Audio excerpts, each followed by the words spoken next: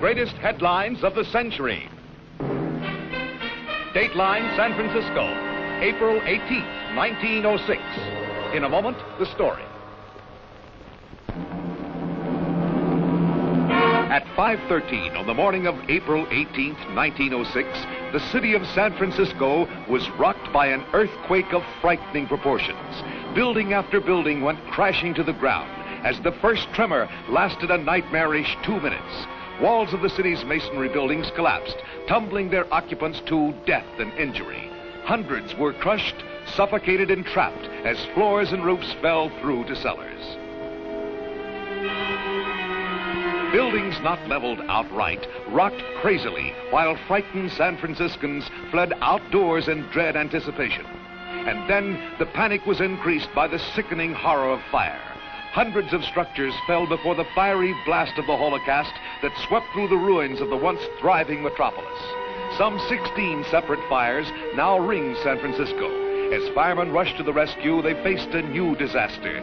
Succeeding earth tremors had burst the city's water mains. They had only a trickle of moisture to pour on the blazing inferno. Panic gripped the city.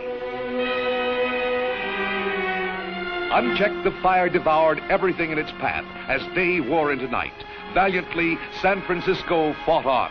Jets of flame flashed through the sky as homes, hotels, and stores were turned into torches. For 3 days, the blaze continued, and ever present was the rumbling underfoot as the earth settled back into its new shape.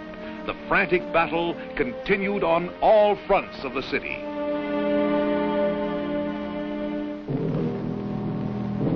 Finally, it was over.